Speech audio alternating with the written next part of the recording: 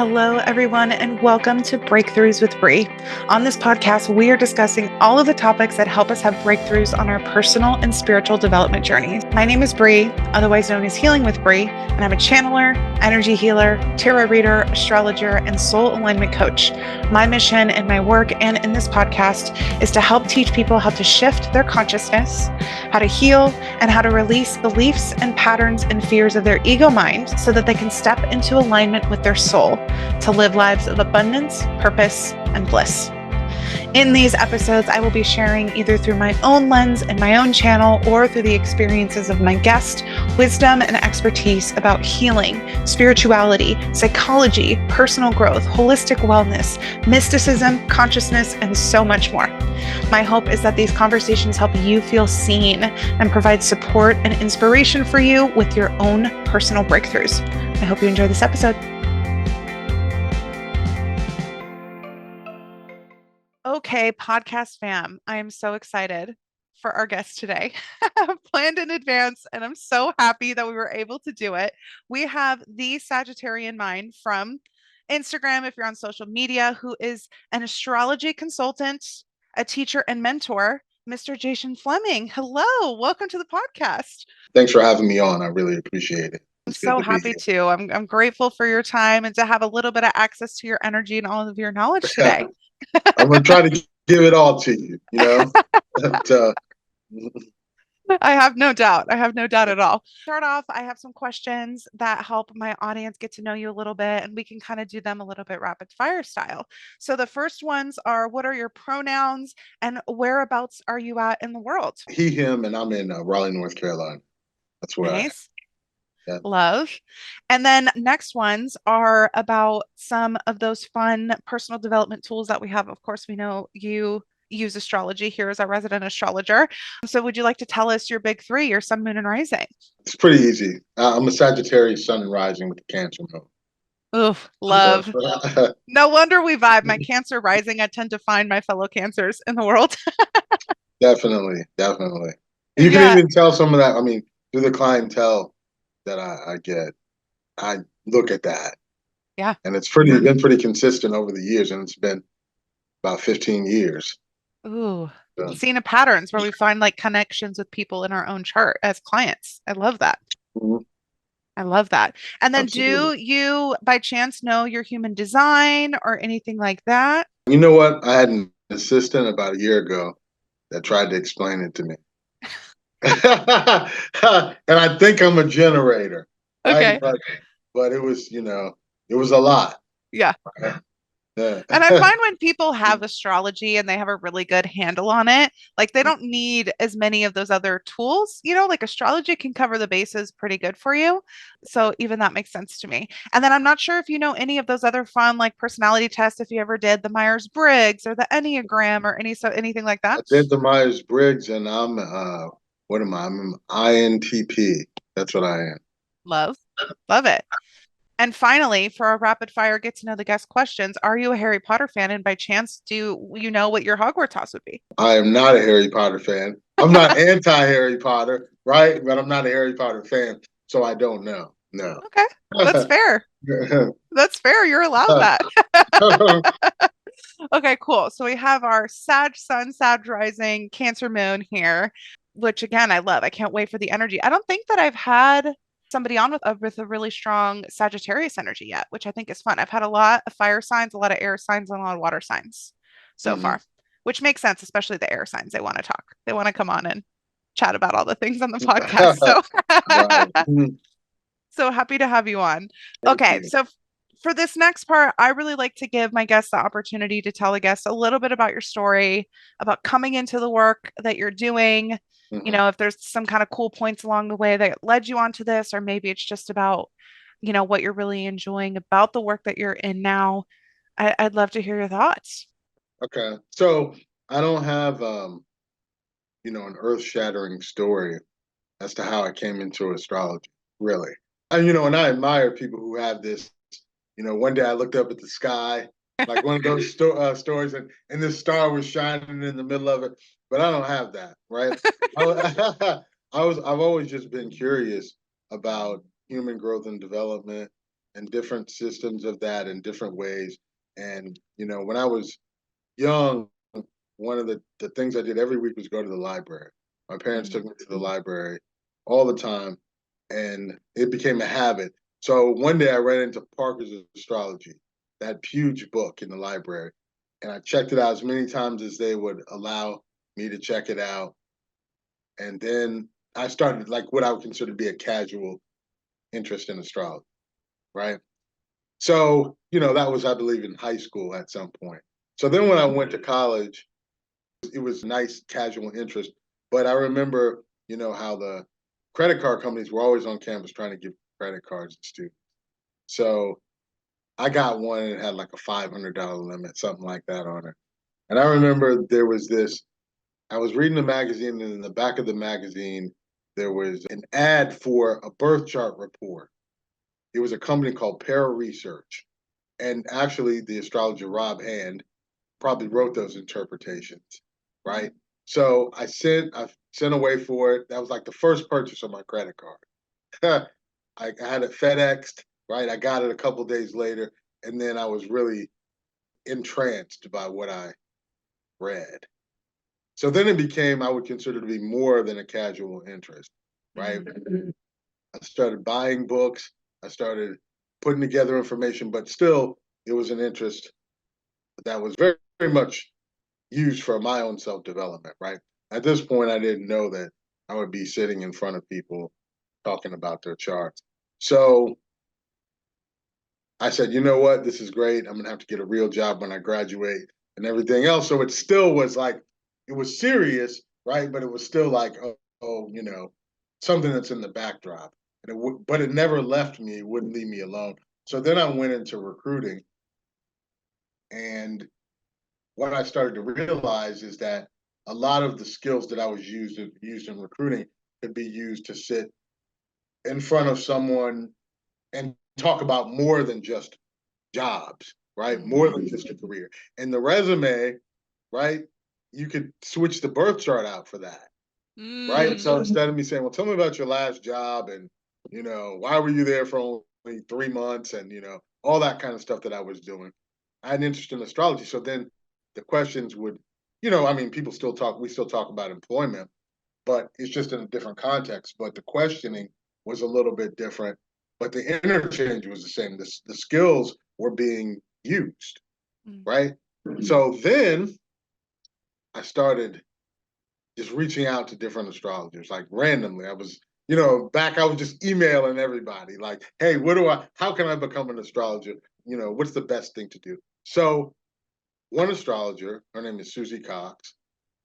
Shout out to Susie, one of my favorite people. She was writing a book at the time. And she said, you know what? If you'll help me edit my book, you can take astrology classes. Right? So she would send me portions of her book to be written, and I would edit it, and then we would have astrology classes every week. Right? So that was part of it. And then off of that, the ESAR conference was that year. This is 2009, right? Back then, so the International Society of Astrological Research, they have their conference every 2 or 3 years. I went to that conference. So I met a lot of astrologers, saw the lectures. Then at that point, I said, you know what I can do? I want to use astrology for more than my own personal development, right? I want to sit in front of people. I want to, talk to them. And so then it was at that point that I said, okay, go, or or whatever I said at the time, right? I love that. That was your moment. You're like, this is turning into something more than just about what's happening with me. This is turning into something that can be a part of like a bigger story and a bigger dialogue with other people. I love that. I was really inspired going to that conference, and anybody who is wanting to get into astrology like that, that's definitely something that I would recommend. I love that. Because unless you live in some little village astrologically, that's probably going to be the only time you get a whole bunch of people together, and you're not really going to have to censor your astrological language, right? If you want to talk like that, right? Yeah. You can do that and people will know what you're talking Mm, I love that. So since then, just generally, like what has your work with people within astrology looked like, just for listeners who maybe, aren't as familiar with what that can look like? How have you worked with people and supported them since then? Well, and I tell people all the time, I teach astrology classes, number one, right? And I mentor younger astrologers, right? Or what I would consider to be less experienced astrologers. One of the things I tell them, there's more than one way to be an astrologer, right? So if you're the type to sit across from people and counsel people, that's one way you can be an astrologer. But you can also be an astrologer by doing research, right? Some people do research and just say, you know what, I looked at 10,000 charts and this is a trend that I saw, right? I entered all this data for solar fire, right? Or I write interpretations for this software, right? Whatever it is, right? That's still using astrology. And then I'm a natal astrologer, right? But there are still other types of astrologers that you can be as well, right? You can be an electional astrologer, right? What date should I put my album out? What's a good time to get married, right? That kind of thing. Or a horror astrologer, right? I lost my keys. Well, I find my keys. Where are my keys? Or something something like that, right? They're all legitimate Yeah. forms of astrology, right? So that's what I talk to students about, right? You have to go where your heart essentially takes you, or you'll find yourself getting burnt out in regard to the work.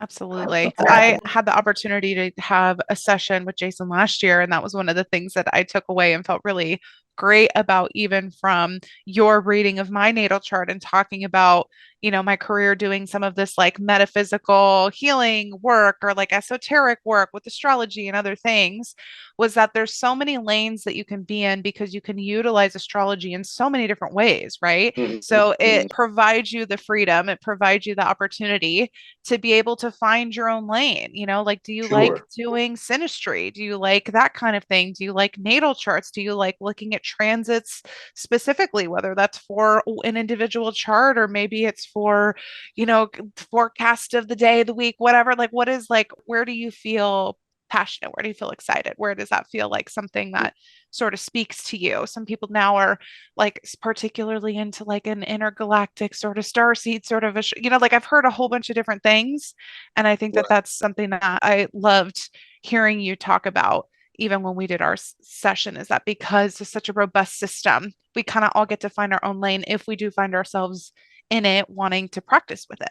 Sure. And again, and I tell people this all the time too, that astrology is not the only way you can get this type of information, right? So, I'm an astrologer and everything that comes with it, but I'm not dogmatic, right? To the point of thinking like astrology is just the only way. I mean, it's about, at the end of the day, I think we have to sit with ourselves and ask ourselves what strikes a chord with us, right? Or just it won't hit, it won't keep hitting. So that's why I let people know that, astrology is not for everybody, you know, also. Yep. And I love that because that's one of the things I resonate with you so much on, is that we all have to find the thing that resonates for us. And we have to Mm-hmm. also, I think, get really clear on what our intention is, right? I love astrology, even not for people who are trying to practice with it or have it be a part of their job or something, like using astrology as a personal development tool, exactly like you said. I think that's one of my favorite things about interacting with astrology, and why I feel excited to talk about it with other people, because I think it can be a vehicle that Mm-hmm. enables a lot of really cool personal development, but it is not the only vehicle to do that. There Sure. are so many different, modalities and things now that give you language to understand yourself and that have Absolutely. really cool synchronicity and like, some of this kind of like, element to it that can really point you back to yourself. And astrology is just one of them, and it's a really cool one to use. Mm-hmm, mm-hmm. Absolutely. That's what I found. Okay, cool. So, on that note, we're going to take a quick break and we're going to come back and talk about how we can use astrology, specifically this particular tool we're talking about today, for personal development, specifically in cultivating authenticity and fulfillment in our lives.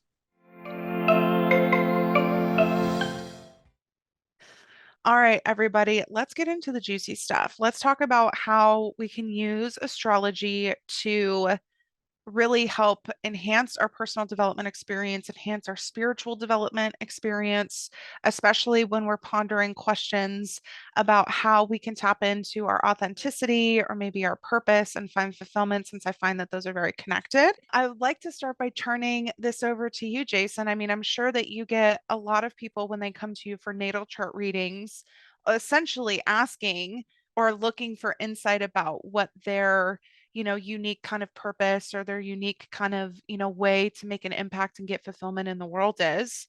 I'd love for you to speak about, how that process goes for you and how people might be able to start working with their charts for this particular topic. Sure. One of the things that I always say is when I look at a chart, I don't know anything, right? I mean, I think taking that attitude is helpful because it's through the interaction with the client that you bring meaning to the chart, right? I think sometimes that's a misconception that we see a chart and we just start rattling off what this is supposed to mean without the help of the person that's attached to the chart, right? The owner of the chart. So I would describe my process definitely as more collaborative in terms of understanding, gaining an understanding of how a person experiences certain things, right? I'm looking at a chart, I might have some loose ideas about the type of subject matter that we want to cover, or might be helpful to introduce, right, to that person. The attitude, right, that I'm telling you something that you don't already know is that's the attitude that I really don't want to come with, wowing someone and that kind of thing. Everybody has a different view on it. But if I can introduce some information that is going to help a person maybe view themselves in a larger way and think about their life, I think those things are helpful.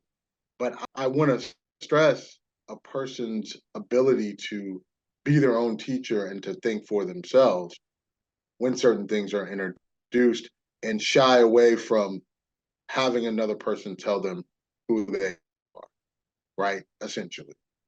I'm so happy you started with that. I just want to say, because I think, especially when I mean, and it's kind of ironic talking about authenticity. And then also, I feel like what happens often when people are talking about what is my purpose is that they're looking for somebody else to tell them that. Like they want somebody to like put it in an envelope, hand it over, and be like, here you go, which is Mm-hmm. never going to land you in a place that's real fulfillment. Because real fulfillment, I feel like, is when we guide ourselves. We might have some help, we might get some little nuggets along the way, but like fulfillment Yeah. is when it really comes from us. And the nature of authenticity is that is sort of like self-generated. It's literally of the self so uniquely.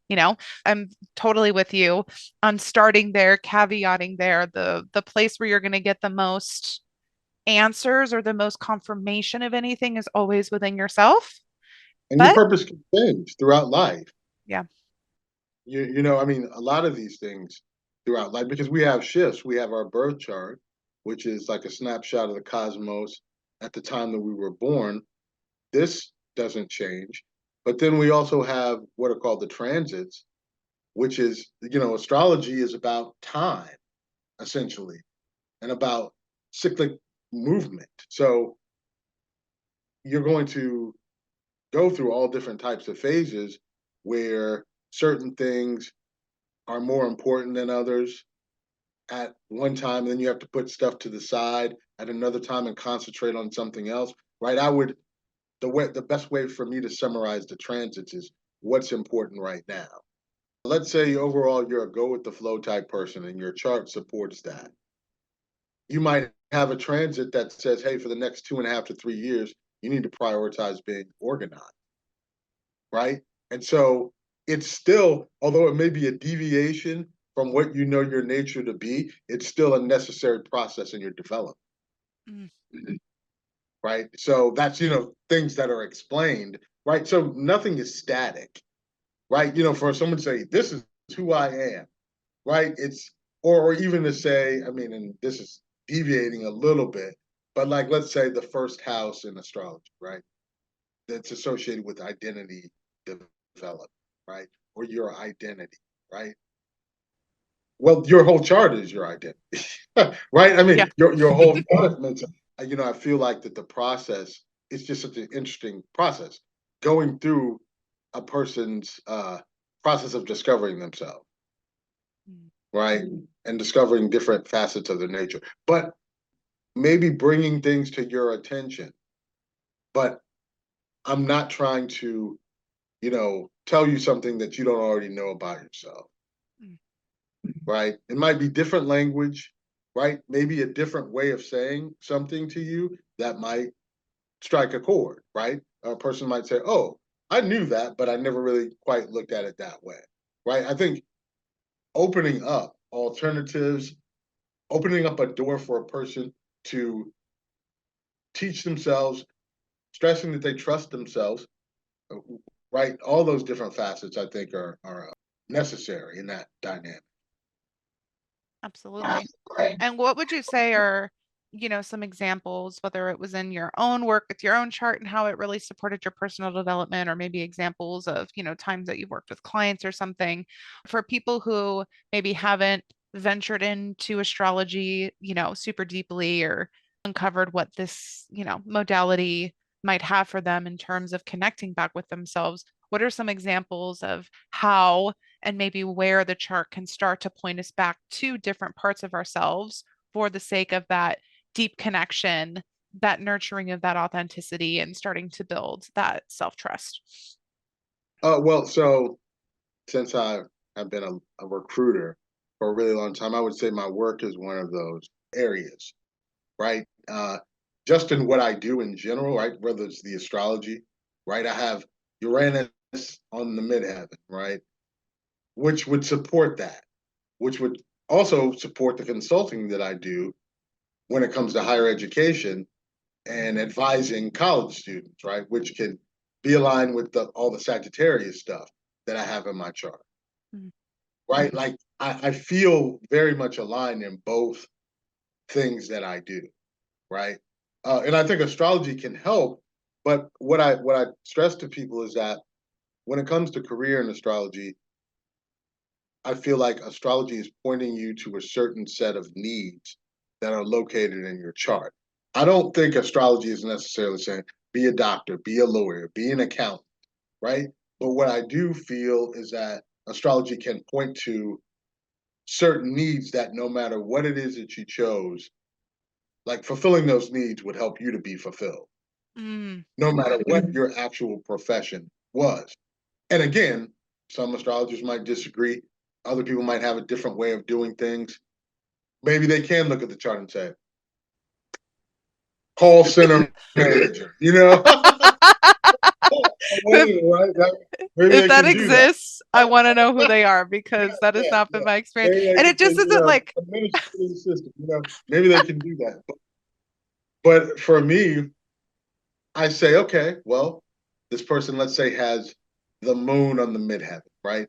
So possibly, right, they need work where they feel like they have an emotional investment, right? Or maybe they need to feel emotionally connected, right, to their work. It has to be something on their heart, right? And it has to be, they have to feel like they belong, right, in what they do, or either the work that they're doing may foster a sense of belonging for other people, right, around those lines. So that can mean a lot of things, yeah. right? Maybe you're a nurse, maybe you're a chef, right? Maybe you're a hotel manager, right? Maybe you're a real estate agent, right? All of those careers would, right? Real estate agent would be helping a person to purchase a foundation that brought them security. That's the moon. A chef would feed you. That's sustenance, right? That's the Mm. moon. A nurse would take care of you, right? That's the caring function of the moon, right? All those different professions. So again, I think the basic need is what is the most important thing. Absolutely. I love that perspective on it because there's just so many options. And even from one of my main services that I'm focusing on right now is Akashic Records channeling. So channeling into like, soul contracts on it kind of information, which is really fascinating to look at. And what I see is that there's so many paths that are available to us. There's not like a one right thing to do in most cases, not to mention the so vast amount of possibilities of things that you could do on this earth right now, like in terms of jobs. So I Mhm. love like sort of taking a different perspective on finding something that does feel fulfilling and does feel like it aligns to your purpose. Instead of trying to narrow it down to one job, let's narrow it down to like, what are some of my most critical needs? Like, what are things that I really crave from like a soul level? What are things that need to be expressed that are always going to want to be expressed through me? And that I can find a job that aligns with that, that matches it, that allows me to get this need of my own met and to also honor this part of me that really wants to be expressed. For example, in my own chart, I am one of those people with a moon near my midheaven. I have a Mhm. Pisces midheaven and my Pisces moon in my ninth house. And I'm a Cancer rising. So my whole chart's ruled by my moon. It's like a whole thing, right? So I really resonate. Like it has to feel emotionally connected. It has to feel like emotionally impactful, especially with all that Pisces energy. It has to feel like it's helping heal and do all that kind of stuff. Literally, it changed my life when like some random person I worked with told me that my midheaven was Pisces and that had associations with healing people. It was like somebody rang a gong in me. And I was like, oh, yes, that's what I want to do. Right. Like it has to be around that. It awoke in something I already knew is true in me, as you say, is like the way to do it. But there's other elements of that. I also have my sun in the third house in Virgo with my Mercury, got a lot of communication kind of things going on there. And I got my Leo and Venus, right? So all of these things are kind of educating me to different parts of myself that I want to be expressed in my life in general. And of course, in the work and the kind of impact that I would make, right? So all of those pieces tell me different things about myself. My Virgo wants to talk, it wants to learn. In the third house, it wants to communicate and share ideas and things with people, right? And my Leo Venus wants to express itself. It wants to be seen. It wants to have fun, like doing all of that kind of stuff and like sharing itself outward.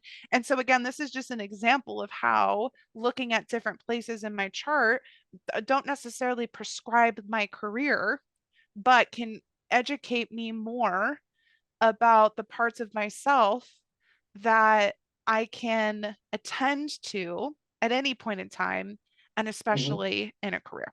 Yeah, I think if we're going to get the most out of astrology, we have to be able to weigh a few things at the same time going on, right? Or say that two things can simultaneously be true, right? At the same time. So, yes, I need to do this, and I also need to do this, right? Like being able to understand our multiple, sometimes even competing needs, Yes. right? And I Yes. mean, we can apply that to work, we can apply that to relationships, we can apply that in a lot of places. But it's okay to be able to view ourselves on multiple levels. We don't have to be just this, right? Or this or that. And I guess it does take place, right? But like you mentioned the Myers Briggs, Hmm. right? So, it's E or I. Are you an extrovert or an introvert? Hmm. Right. And I mean, I'm sure there's so many people that fall in between that, right? I mean, I know the designation is like your primary orientation, Yep. right? But sometimes I might be an extrovert. Like people can't even believe that I'm an introvert, right? They're like, you talk a lot. And I'm like, this really, where you derive your energy, I think, is that's where the estimation of that, Yep. right? But sometimes you may seem like one or the other, but astrology, let's say it takes you out of a dichotomy, Yep. right? You either have to be this or you either have to be that, right? And it just shows, and this is with the aspects, right? Some of these needs may feel like that there's a tug of war, there's a competition between them. Some of them there might feel like there's a friction, right, to meet those needs. But just recognizing everything together holistically, I think is an important thing as well. 100%. I'd say that that's my favorite thing about astrology is that it is not so static and that it's not so binary, right? I think that there, of course, can be value out of other systems that do kind of exist in those, structures or whatever, right? But even other, personality tests that might be like very complex and have a lot of nuance and whatever, like the fact that not only I can look at a very nuanced profile of myself via astrology, but that it is directly connected to like everyday energy via the transits. And like you said, I can use the same system that I learned from looking at my natal chart and apply it to how the energy of today, tomorrow, next week, next year, as well as like reflect back on like, wait, why was that affecting me so much last month? And it's all connected and it's the same system that provides me that level of like insight onto myself, I think is so rad. And to your point, it can help us, I think, grapple with the complexity of our own selves because we're not binary, especially as Right, somebody right. who's a full moon baby. I got like a direct opposition of my sun and moon energy. You know what I mean? I got both that Virgo and Pisces in me. And so I love that astrology can give me a language to understand that. Sure. And it can actually be quite precise to exactly your point, competing oppositions and where there's friction and other planets coming into the conversation, and there's kind of an access point into this energy in this one place. Like it's just one of my favorite things that it's a system that enables a conversation about it in that type of way, Right. when in reality the human nature is kind of complex in that kind of way. Well, I try to make it right, give examples that people can relate to in that way. Like when I talk about the transits, right? Say, picture somebody coming to visit, right? With the character of that particular planet, right? Depending on, you're looking at the interaction between the planets. Like, let's say Uranus is about to oppose your natal Saturn by transit, right? So picture you as the Saturn person, right? Maybe orderly, right? You have your life in order, you have your routine down, discipline, right? So your cousin, your eccentric cousin or whoever, right, is coming to visit you for a couple years because Saturn would be going back and forth, right, with that opposition for a couple years. So now he starts rearranging things, right? Like, I mean, literally, like everything you had was in order and you're happy with that. But he comes and starts questioning as to why you're doing the same old thing, right? Or what might be improved in terms of changing your routine, right? So kind of shaking up your routine and disruptive is another word we use to. So what would that be like, right? Like that's when I talk to people, that's what I say. So Saturn has a lesson to learn from Uranus, right? About maybe you can add something fresh and new to something that's already established, right? And maybe it's helpful. Well, Uranus has a lesson from Saturn. Maybe if we organize some of this innovation, right? Put a framework, put a structure around that, that can be helpful. So, like to characterize it in that way, I really like to do that sort of thing. I love that. I think that's such a Right? Insert planet here, right? yeah. And and then a different characterization of Yeah. that. I love to like personify things because I feel like that just helps our human mind understand it because we're all looking through the lens of the human experience. So to personify things makes it make total sense. I know I really love to do this with the parts of my own natal chart, right? So and again, maybe this is a way people can approach and think about their own chart if they're kind of in beginning stages of working with it. But I literally think about all the different parts of my personality and psyche, which is really represented by the planets in the chart, right? As being kind of like their own individual people. And some people speak louder and some people, have a little friction with each other, but tend to be like main character energy in the thing. But everybody wants to be seen, everybody wants to be supported, everybody has their moment that they want to step forward and kind of be, get the most attention, however you might want to say it. And like the astrology can be, again, the system, the language for me to understand them better, right? To like understand these different parts of my own psyche. You know what I mean? I say you have to claim your family, right? What happens when you take a person in your family and say, I'm going to lock you in this room right here, right? And don't come out, Mhm. right? While the rest of the family is getting attention and having fun, now you're stuck back here, right? So that planet would act out, Mhm. right? In that scenario, it doesn't feel valued. So the expression would come out awkwardly at some point. If you, let's say you're doing that in your own psyche, you're not giving honor to your Mercury or you're not intentionally forming a relationship. So all of a sudden, Mercury's crying out in that room, and people are like, they're over and they're like, what is that? They're like, who's that? Right? Yeah. I mean, and so Mercury is looking to find its, to get some kind of recognition in some kind of way. Mm. Right? I mean, so when just that whole story, right? When you look at your life and your myth as a human being, so to speak, right? And then again, over time, to go back to one point about working, astrology was also useful for employment changes, right? The transit, right? To understand the timing of that type of thing, right? Sometimes maybe you says, whoa, hey, you may not want to jump the gun the way these transits look right now. Or maybe you're trying to hold on to something that's outlived its expiration date and it's time for a change.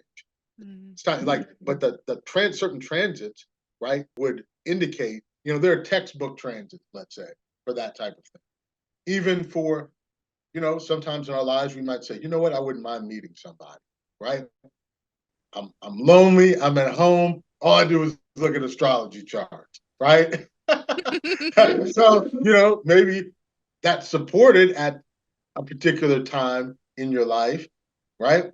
And maybe life says you should be at home, lonely, looking at astrology, right? I mean, so again, you might look at things as, how there's a season for everything, right? And some things are more conducive, at certain times than others. It is maybe a more auspicious or better time, right, to start something or end something, right, than another time. Mhm. Yeah, I mean, we've all heard of bad timing, Yeah. right? And I mean, you can look at it in different ways. Everybody says, well, this happens because it's supposed to happen. The universe is ordered in that way. And so if this happened, but the circumstances, like there might have been a better time to Yeah. do that, right? Yeah, or even sometimes the language I use is like is acknowledging like the prominent energies at play. And in the same Mm. way that you would acknowledge the energies within yourself, like how can you acknowledge the prominent energy that's like in the current right now, right? How can that be something that you ride the wave of instead of Mm. like, fumbling in the wave, trying to get up to the surface, but really pulling yourself back down, right?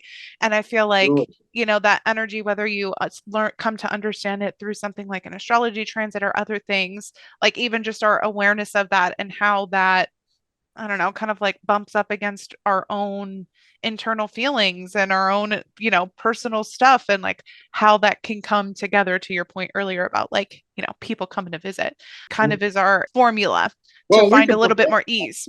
Well, I mean, and is prepare the word? Well, we can be aware, right? Because sometimes, like your cousin coming, Uranus is going to be quirky no matter how much you prepare, right? Unpredictable is the word for Uranus. So you'll just know your cousin is on the way, right? Yeah. So to expect the unexpected, Yeah. right? So I think that's our method of preparation, but still, just to know that Yeah. might help, right? In 6 months, right? Here they come, right? So you might say, okay, you know what? Maybe I should let go of this hyper organization and these kinds of attitudes that undermine my creativity because I know my cousin is coming, my eccentric cousin, and anyway, he's going to turn the place upside down anyway, a right? hundred Like that. percent. Yeah, that's the kind of preparation. I think that's something that's helpful that you can do with astrology, Yeah. right? Or even like a really popular transit, of course, people talk a lot about is the Saturn return, right? Is that, auspicious time where your Saturn moves around where natally it was on your chart. But would you want to share just a little bit about like what are some of the characteristics of that time and like how, people can, as an example, sort of be aware of what that energy might bring for them? Well, so I think the personalization of it definitely has to do with where Saturn is in your chart and what Saturn is attempting to relate with and everything else. In general, right, the Saturn return, I would say, is a time where we have to separate our own experience from the authority of others, right? So 27 and a half to 29, right? That give or take, right? That framework. So we might notice that, you know, all this time I've been going to someone else, looking at them, asking them what I should do, or taking their word as, let's say, more important than my own life experience, right? I'd say the Saturn return would prompt us to now develop trust in our own experiences and supplant these authority figures with ourselves and learn to, let's say, trust our own experience in that way, right? That's a big theme of that, right? Yep. So, you know, I've been asking my dad, like, what career move should I make here? And we noticed that, what's a big decision that we've made ourselves, right? What's a big decision that we've trusted our own logic and inner teacher, and no planet owns the property on anything. Saturn is a teacher just like Jupiter, right? Saturn says, look at the bottom line, look at what we perceive to be real, and trust that experience, ground something, build something, right? So we ask ourselves, and this is the first Saturn return, right? We ask ourselves what we're trying to build here and what it's going to take, and think about the amount of trust and maturity it's going to take and discipline for us to put that in action for ourselves. Mm-hmm. So being willing to live with the consequences of our decision, because we stepped out, right? There's nobody to look at that we can turn around and say, hey, you told me to move to Minnesota, and now I'm going to blame you because it's snowing here, whatever. Yeah. So I would say that's a very prominent theme. I And love that. some people, and again, and I would say this for all these major type of transits, the groundwork that we've laid for them, or what we've done prior to, definitely matters in terms of how we experience these things, Mm-hmm. right? For people who have done a lot of work in terms of their own self-direction, a Saturn return can be a very rewarding time. But for every person you hear talk like that, you also hear someone that says this was the roughest time in my life, right? And it could be for various reasons, but again, so there's no real one way, or it could be both. You could say this is the roughest time of my life, and also simultaneously the most rewarding. Mm-hmm. The two things can be true, like I said. Yeah. And of course, the caveat to all of this is, at least my perspective on it is, if you want to get like really specific, individualized information, like go to somebody who's professionally doing this and can help kind of piece together and offer some interpretations. But you can also start to learn about and work with your own astrology too. I think there's a lot to be offered Mhm. when, you kind of are in that casual relationship with astrology, as you said before, and your own intuition can kind of lead you towards things that would be helpful to you to understand about your own chart. So to come back and, kind of like close out this whole concept of like, how can we find our authenticity and how can we start to find our way to fulfillment with our chart? I wonder if maybe it would work to give some examples of how maybe looking at different placements in our charts and maybe an attitude we could bring to looking at those parts of our charts, whether they're planets or, other different points in them. Like maybe some examples of how connecting with or understanding those points can maybe help us understand some of those needs that we might have, and Mhm. therefore, of course, help us have a little bit more clarity about how we might want to move forward with something like our career or feeling fulfilled in life in general. Mhm. So, well, just as far as the natal chart is concerned, I think most of us come to astrology through sun sign astrology, Hmm. right? So we know our sun sign. That's, our basic vitality. And so later on, when we start to learn a little bit of astrology, we start to say, that's just sun sign astrology, right? So we start to frown on the sun, but it doesn't matter what we know. The sun is still a basic indicator of our vitality, no matter what, Hmm. right? There's an astrologer. His name is Howard Sasportis. I like his work. He's passed on. But one of the things he said is that clients would come to see him in the office, is he would be concerned if they didn't show a little bit of their sun, right? I mean, it's like this person is a Sagittarius sun, but they're sullen and, what's going on here, right? Like, let me try to figure all this out. So if you think about it, it's like a car and an engine, right? If your engine's messed up, it's not going anywhere. So I think our sun is a great place to look. And I think our sun sign as a strategy for carrying out what the planet wants, right? That's the way that I look at it. I look at the planet as being vital and important, right? Most vital and important. I look at the sign as being the strategy or the agent for carrying out the planet's intent, right? So your sun wants you to exhibit vitality, right? Energy, right? Illuminate something, right? And shine in the world, let's say. So the sign would be, how do I do that? Just basic with that. And so the moon, right? The moon is connected to our emotional fulfillment. And the moon is connected a lot to our happiness. And just it's interesting that I use the moon on the midheaven as an example.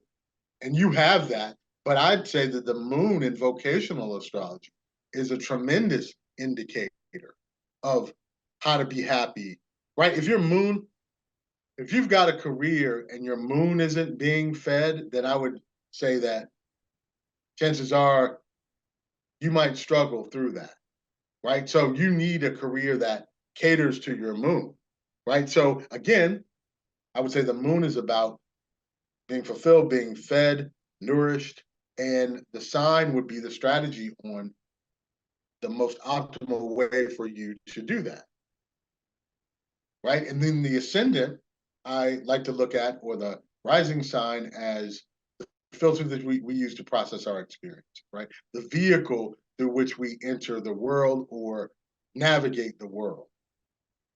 So if you're Sagittarius, you're going to get in a certain type of vehicle. If you're a Cancer rising, you're going to get in a certain type of vehicle, right? Yeah. But I think that's looking at just the combination of those three. And then you look at the midheaven when it comes to employment, right? And the angles are an extremely important part of astrology. And by angles, I mean the ascendant, which is the rising sign, the descendant, which is the opposite of that and symbolizes the other, right? And then the MC-IC axis, which the MC is more about our public life expressed through vocation. The IC is more about our inner life and that from which we come, right? So the sun, moon, and rising is probably a great place to start. The other stuff I was kind of, going on a little tangent, but I think that's an excellent place to start. Just Absolutely. knowing that's why I started writing. There are 144 combinations of the sun and the moon, sun, moon, and rising. 144. I think I've written maybe 110, maybe, and I think that's just why I started doing that. One day I just started doing it. Like, well, there's a couple of books that inspired me to do that. One is called Heaven Knows What by an astrologer named Grant Louis. And another one is called Sun Sign, Moon Sign. Jefferson, I believe, is the author's last name, but I can't remember the first name off the top of my head. So my blog, I'd love to get back on whatever I was on at that time, writing all those because, it's a little bit tougher now. But I think just to synthesize the sun and the moon, or the sun, moon, and rising, I think we can, even if you're not, like, let's say, an astrology aficionado, right? Just to understand or to be able to get a handle on those three, I think can do us a lot of. 100%. Yeah, and I agree with you. I think the angles they're like the foundation, like the cornerstones of our chart, kind of literally, even in their like, geometry of themselves.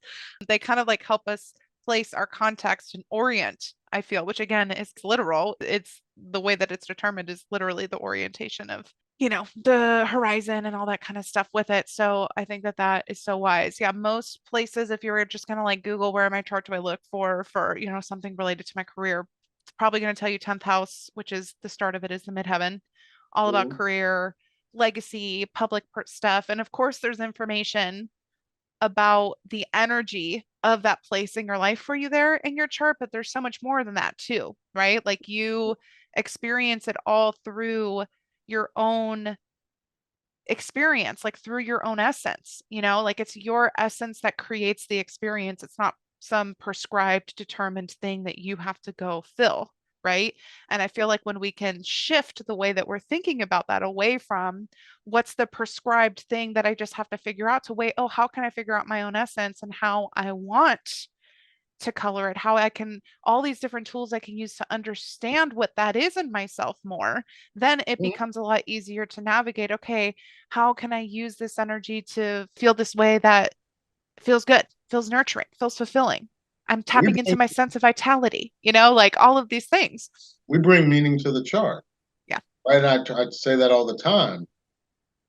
How do you want to experience this thing? I mean, and again, there's a fate and free will debate, right? Which I mean, I'll give some room for fate here, right? Because I don't even know. I'd have to think about where I stand on those kind of things, but I'm definitely going to give some room to fate.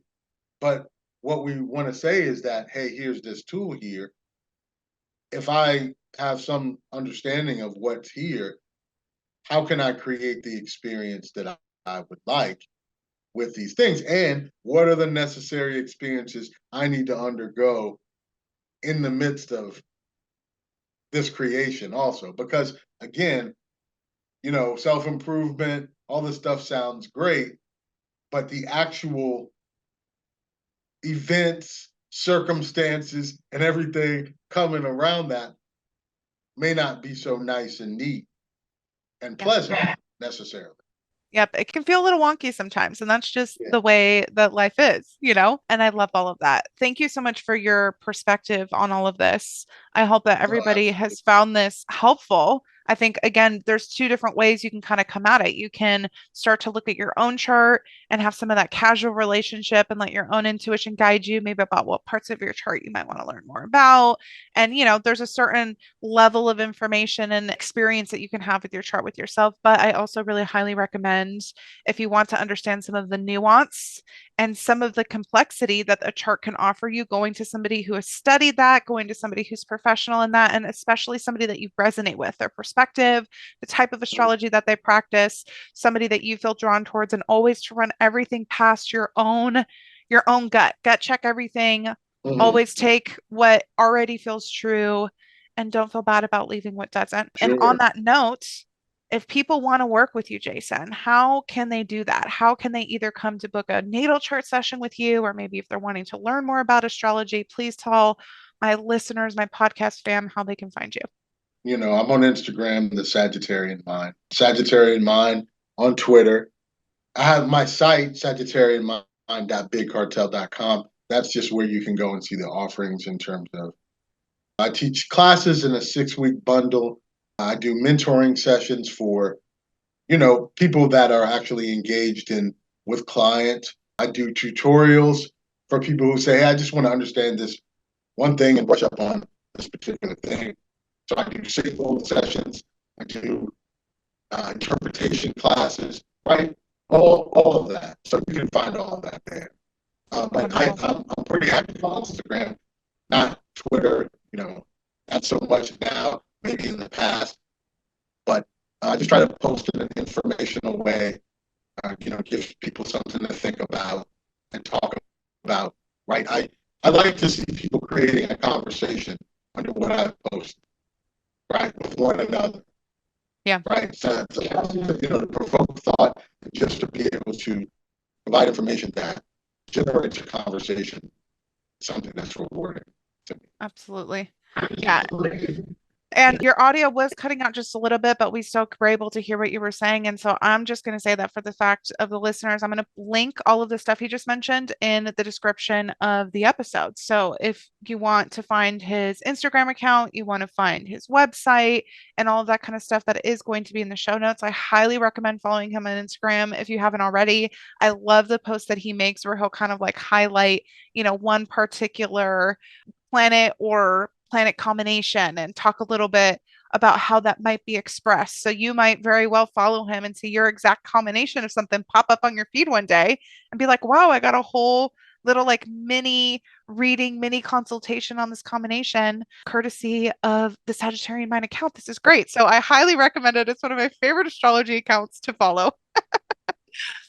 And I just wanted to thank you again for coming on this episode. And with that, I just wanted to thank everybody who was listening. Come back next Monday. We're going to have more breakthroughs on more personal development and spiritual development topics. And I hope you have a great rest of your week. Thank you for listening to this episode and for tuning in to Breakthroughs with Bree.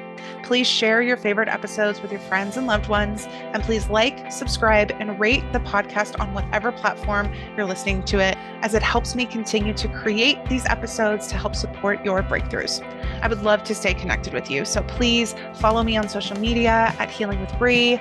Please check out my website at healingwithbree.net, which will always have the most up-to-date information about the services that I'm currently offering. And please consider using the link in the show descriptions to subscribe to my email list so you can be the first to hear about any offerings. You can get all of the free resources that I offer, as well as get my weekly channeled messages. My deepest love and gratitude to you, and I can't wait to have more breakthroughs with you next week.